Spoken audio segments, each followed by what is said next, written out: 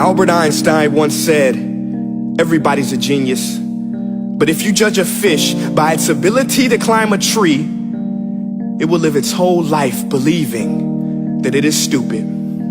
Ladies and gentlemen of the jury, today on trial we have modern day schooling. Glad you could come. Not only does he make fish climb trees, but also makes them climb down and do a 10-mile run. Tell me, school, are you proud of the things you've done?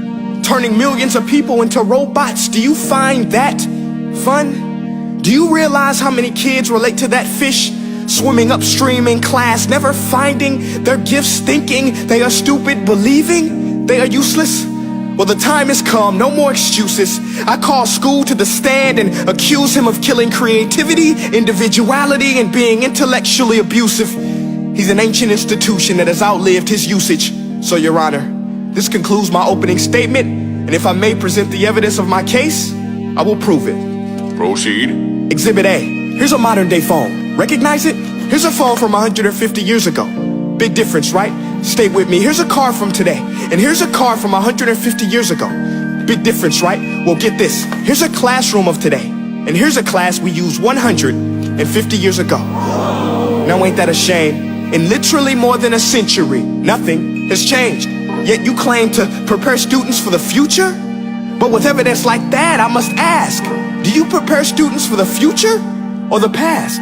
I did a background check on you and let the record show that you were made to train people to work in factories, which explains why you put students in straight rows, nice and neat, tell them sit still, raise your hand if you want to speak, give them a short break to eat, and for 8 hours a day tell them what to think.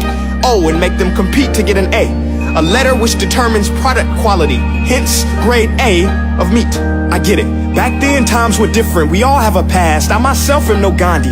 But today, we don't need to make robot zombies. The world has progressed. And now we need people who think creatively, innovatively, critically, independently, with the ability to connect. See, every scientist will tell you that no two brains are the same.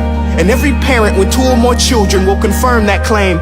So please explain why you treat students like cookie cutter frames or snapback hats, giving them this one-size-fits-all crap. Watch your language. Sorry, Your Honor, but if a doctor prescribed the exact same medicine to all of his patients, the results will be tragic. So many people will get sick, yet when it comes to school, this is exactly what happens. This educational malpractice, where one teacher stands in front of 20 kids, each one having different strengths, different needs, different gifts, different dreams, and you teach the same thing the same way?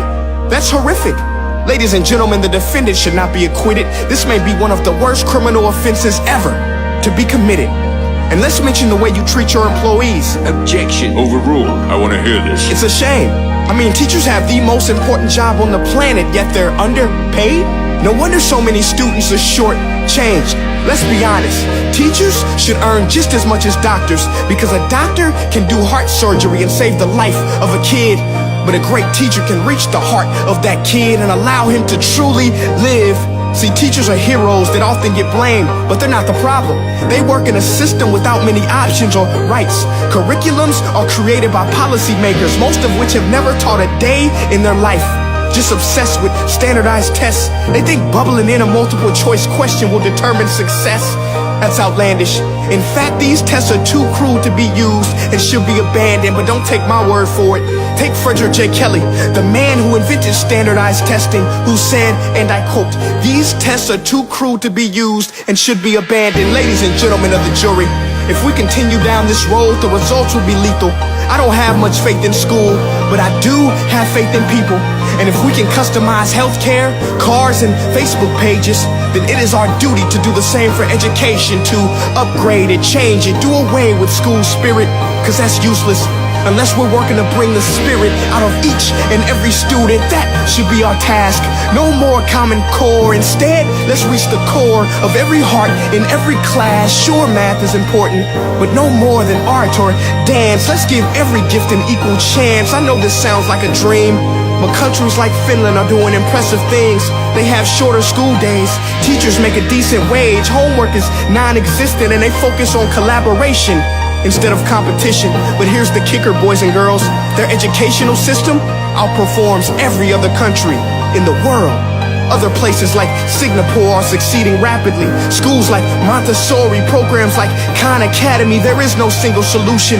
But let's get moving, because while students may be 20% of our population, they are 100% of our future. So let's attend to their dreams, and there's no telling what we can achieve. This is a world in which I believe, a world where fish are no longer forced to climb trees. I rest my case.